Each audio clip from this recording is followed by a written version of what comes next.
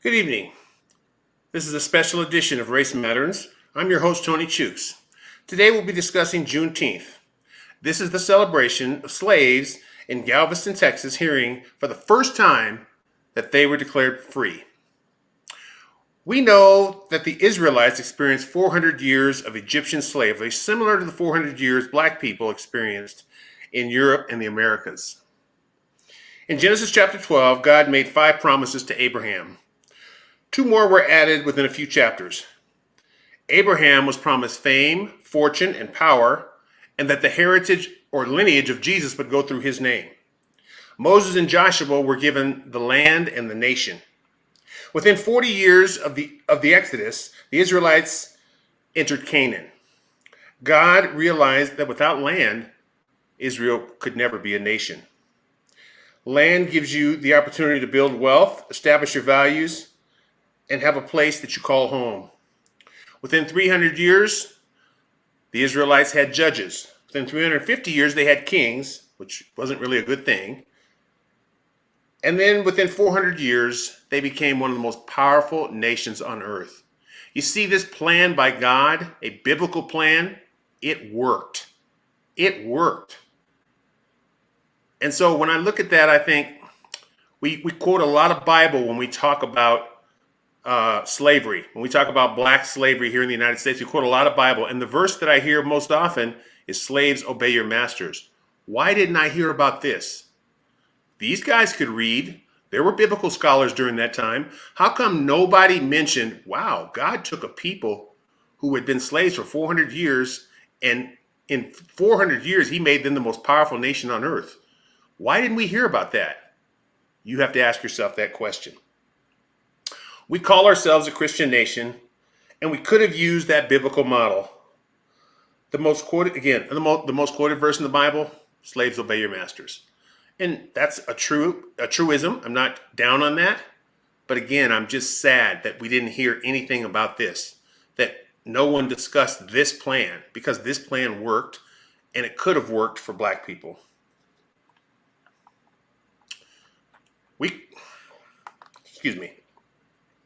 Juneteenth is a shining example that Abraham Lincoln's Emancipation Proclamation had little to do with freeing the slaves. The Emancipation Proclamation was signed on January 1st, 1863, right in the middle of the Civil War. And it did not get to the ears of slaves until June 19th, 1865. Now, come on, guys. It took 30 months. I know things were slow. I know we didn't have Facebook. I know we didn't have computers. I know we didn't have cell phones, but 30 months? Let's look at some other important milestones in the history of this country and see if that makes sense. 2.5 years for that type of news. Let's see. So let's go back to 1848. In 1848, a man named James Marshall discovered gold in January of 1848 in California. Within 7 months, there were 400 gold mines in California. And within a year, January of 1849, a year from the time that Mr. Marshall discovered gold, the news of gold had traveled all the way around the world. You had Japanese, Chinese, Europeans, all types of people coming to California to try to strike it rich because the news had reached all the way around the world in just 1 year. Now, we also have the Civil War. Grant surrendered at Appomattox on April 9th, 1865. And the last battle was fought at Palmetto Ranch in Texas on 5/13/1865. So less than 35 days later, after they heard of Lee's surrender,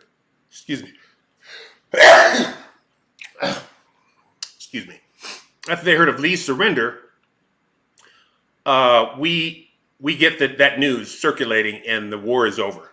The war is officially over. So we can see here from these 2 examples that when we really want to get news to travel and disseminate and get around the world or get out to anybody, we can get it out.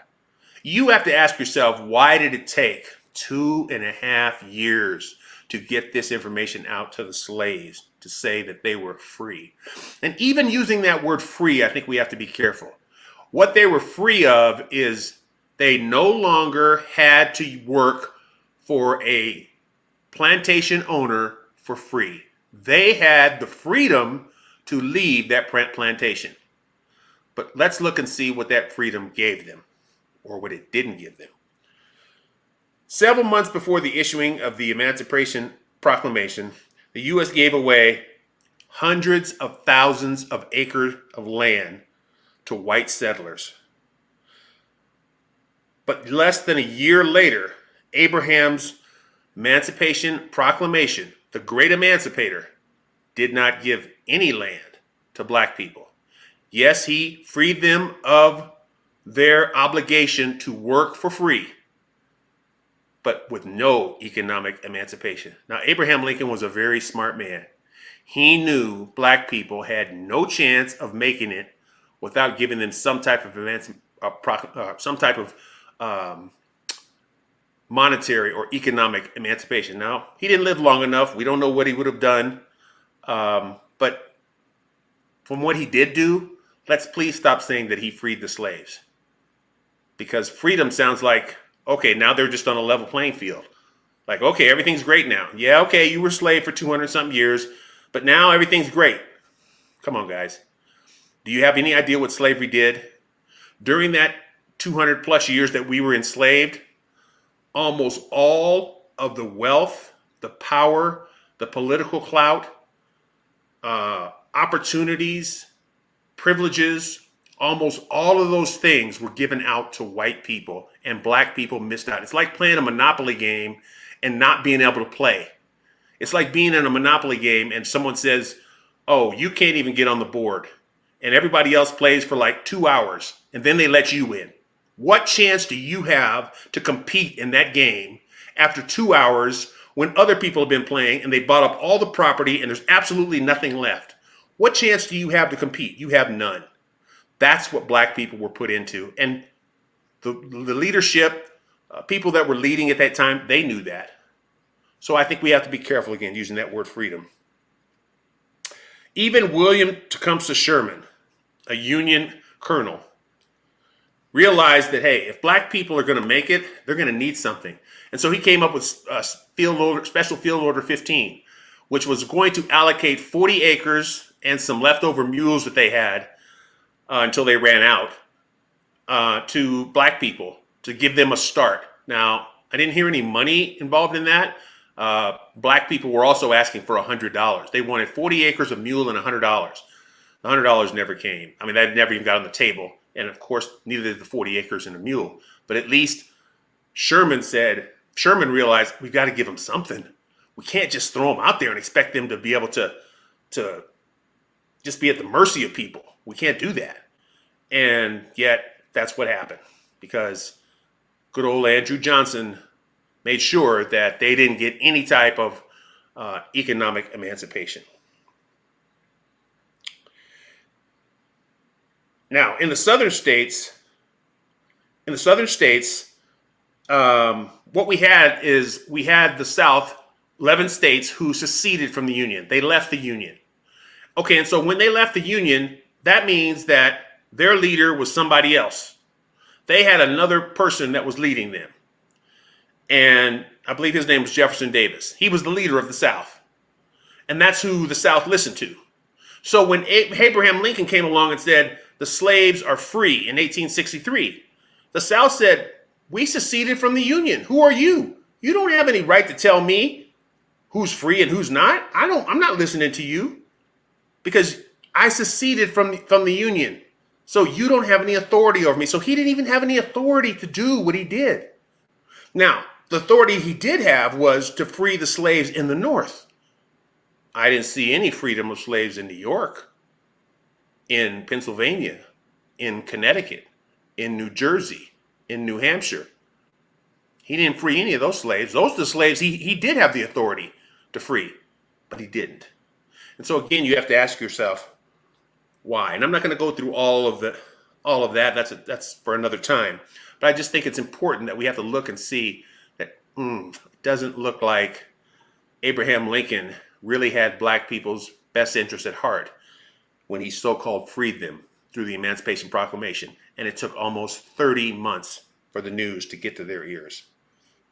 We have to please stop telling black people to get over slavery.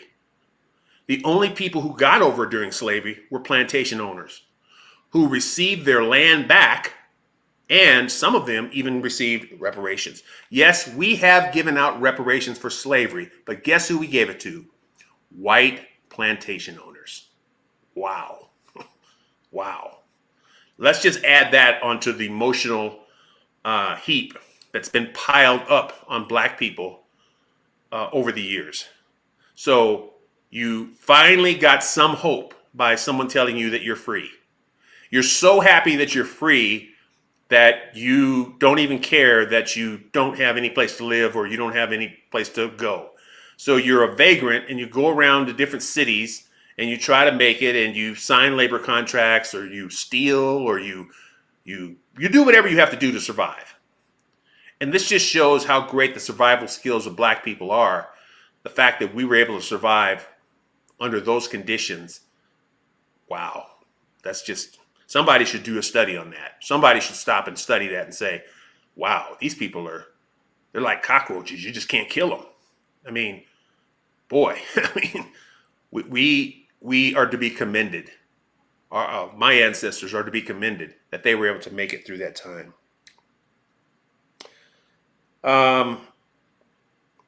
Now, I think another thing we have to look at is the states had rights to own slaves. Okay, so basically, when you ask why was the Civil War fought, people will tell you it was for states' rights, and I 100% agree with that. States' rights to own slaves. And then because we couldn't fix that, we had to have a war called the Civil War, where 620,000 people lost their lives.